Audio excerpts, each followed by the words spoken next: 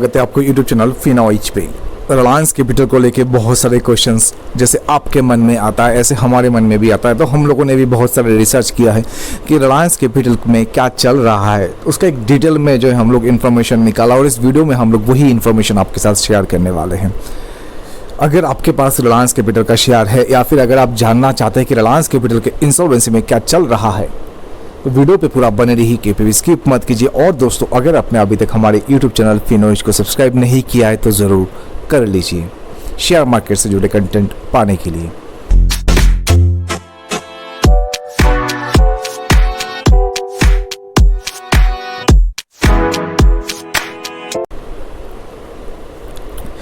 तो चलिए शुरू करते स्टॉक की बातें। दोस्तों, रिलायंस कैपिटल का जो इंसॉल्वेंसी प्रोसेस है वो आपको, अगर आपने इसका जो है देखा रहेगा तो बहुत दिन से ही चल रहा है। ये कोई नया बात नहीं है कि रिलायंस कैपिटल जो है इंसॉल्वेंसी में गया है।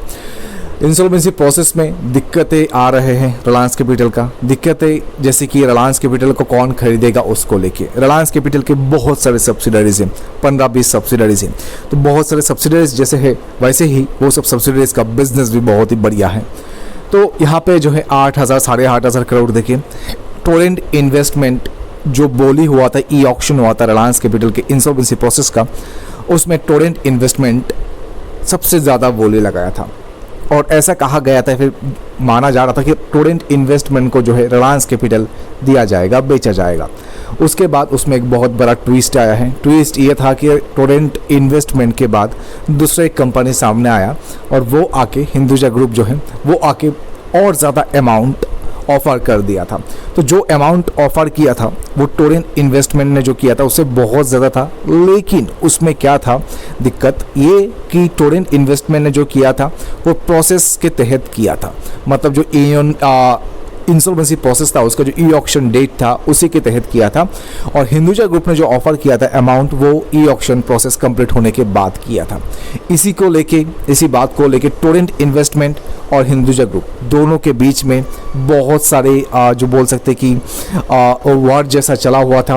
बोल सकते कि फाइनली जो अभी NCLT की ओर से एक फाइनल डिसीजन दिया गया है। NCLAT जो कि एपेलेट टीम है, जैसे कि आपने देखा रहेगा कि मतलब जो प्रोसेस हुआ था ई ऑक्शन का उसमें टोरेंट इन्वेस्टमेंट जो है NCLT के पास गया था और NCLT जो है टोरेंट इन्वेस्टमेंट का सपोर्ट लिया था। वही देखें तो दोस्तों, अभी यहाँ पे जो टोरेंट इन्वेस्टमेंट था उनका कहना था कि जो ई ऑक्शन प्रोसेस है उसके बाद अगर कोई ऑफर देता है ज़्यादा अमाउंट तो वो इलीगल है और ऐसा नहीं होना चाहिए करके NCLT के पास एक पिटीशन किया था और उस पिटीशन में जो है NCLT ने सपोर्ट लिया था टोरेंट इन्वेस्टमेंट का और बताया था कि ऐसा नहीं करना चाहिए।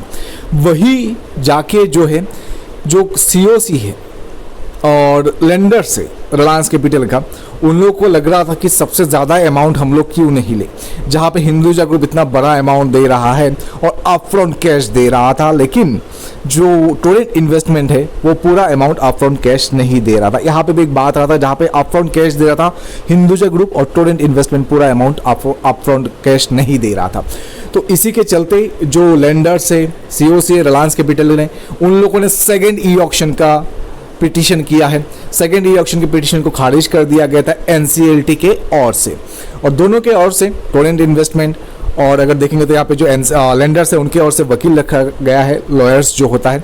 तो फिलहाल यहाँ पे NCLAT जो एपिलेट है NCLT का, उन्होंने जो है मंगलवार को मतलब ट्यूसडे को जो है रिलायंस कैपिटल के जो लेंडर्स है, आप देख सकते हैं यहाँ पे याचिका पर सुनवाई कर दी है और अपना आदेश सुरक्षित किए रखा है।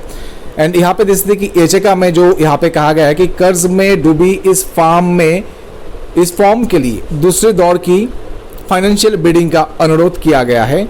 अभी जैसे कि लेंडर्स ने जो दूसरा बिडिंग का मांग जैसे कि पिटीशन किया था, कंपनी ने इस समय इंसॉल्वेंसी प्रोसेस से गुजर रहा है रिलायंस कैपिटल, जो कि है रिलायंस कैपिटल में करीब 20 फाइनेंशियल सर्विसेज कंपनी है। इनमें से सिक्योरिटीज ब्रोकरिंग फर्म है, इंश्योरेंस है, ऐसे बहुत सारी कंपनीज है। IRB ने RBI ने जो है भारी कर्ज में डूबी रिलायंस कैपिटल को लगभग अभी जो है बहुत महीना हो चुका है, इसको जो है सस्पेंड कर दिया था रिलायंस कैपिटल को और उसके बाद से ही जो ये सब शुरू हुआ है।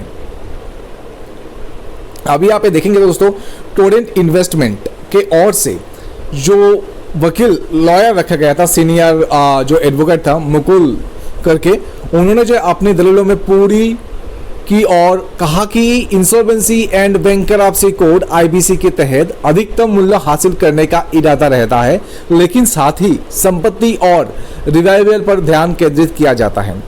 अभी जो वकील था इसका टोरेंट इन्वेस्टमेंट का, उन्होंने ये बताया तर्क किया है कि आईबीसी के लोन रिकवरी प्लेटफॉर्म नहीं है आईबीसी, और ऋणदाताओं की समिति जो सीओसी है उनका व्यक्तिगत वसूली से जो होता है यहाँ पे है ध्यान हटाना चाहिए, जैसे कि अभी सीओसी कर रहा है रिलायंस कैपिटल का। मुख्य ध्यान व्यवसाय मतलब जो इसका व्यवसाय होता है, जो बिजनेस है, उसके ऊपर रहना चाहिए। दूसरी ओर लेंडर्स के ओर से पेश किए गए सीनियर एडवोकेट जो है कपिल सिब्बल ने सोमवार को कहा था, ये जो एक दिन पहले उन्होंने बताया था कि आईबीसी के मकसद संपत्ति के मूल्य के अधिकतम जो है जो संपत्ति का मूल्य है उससे जितना ज़्यादा हो सके निकाल के लेना। ये दोनों के वकील जो है उनके ओर से एक बोल सकते कि तर्क रखा गया है।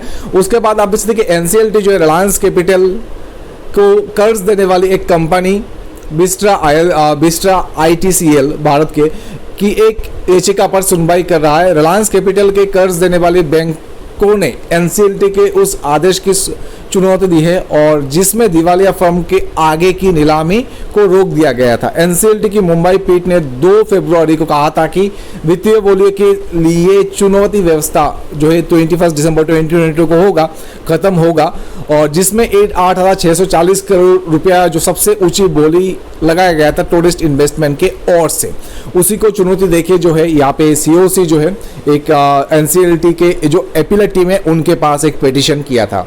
अगर देखेंगे तो जो एनसीएलटी टीम है, एनसीएलटी का अपीलेट टीम है, उन्होंने जो है ट्यूसडे को ये हियरिंग जो है उसमें अपना विचार सुनाया है, और उसमें देखेंगे तो जो है रिजर्व किया है जैसे जो ऑर्डर मतलब जहाँ पे सीओसी जो है रिलायंस कैपिटल का फिर लेंडर्स जो है उनके ओर से ये कहा गया था, एक पिटीशन लगाया गया था जहाँ पे वो लोग सेकेंड ऑक्शन का वेट कर रहे थे, सेकेंड ऑक्शन के लिए पूछ रहे थे, तो उसके ऊपर एक रिजर्व लगा था। तो बहुत ही जल्दी हो सकता है कि रिलायंस कैपिटल का इंसॉल्वेंसी प्रोसेस में सेकेंड ई ऑक्शन आए, सबसे ज़्यादा जो बोली लगाएगा उसको बेचा जाएगा।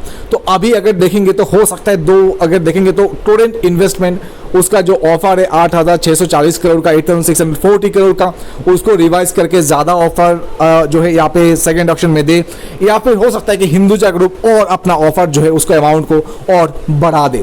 इसमें अगर देखेंगे तो जो पुराने प्लेयर्स थे, मतलब पुराने जो प्लेयर्स थे जिन लोगों ने बिडिंग में नाम दिया था, वो लोग भी इसमें नाम दोबारा शायद से दे सकता है। तो बहुत कुछ हो सकता है रिलायंस कैपिटल के शेयर में। अगर शेयर देखेंगे तो लगभग अभी 9 रुपये के नीचे पहुंच गया है रिलायंस कैपिटल का। तो रिलायंस कैपिटल के जो भी शेयर होल्डर्स है दोस्तों उनको एक भारी नुकसान देखने को मिल रहा है। अभी आपको क्या लगता है रिलायंस कैपिटल के शेयर को लेकर, रिलायंस कैपिटल के इंसॉल्वेंसी जो चल रहा है यहाँ पे बिडिंग का, उसको लेके जरूर एक बार कमेंट करके बताइए। तो दोस्तों वीडियो को यहाँ पे कंप्लीट करते हैं। उम्मीद है जो इन्फॉर्मेशन दिया अच्छा लगा रहेगा। अच्छा लगा तो वीडियो को लाइक एंड शेयर जरूर कीजिए, और अगर आपने अभी तक हमारे यूट्यूब चैनल फिनोज को सब्सक्राइब नहीं किया है तो जरूर कर लीजिए।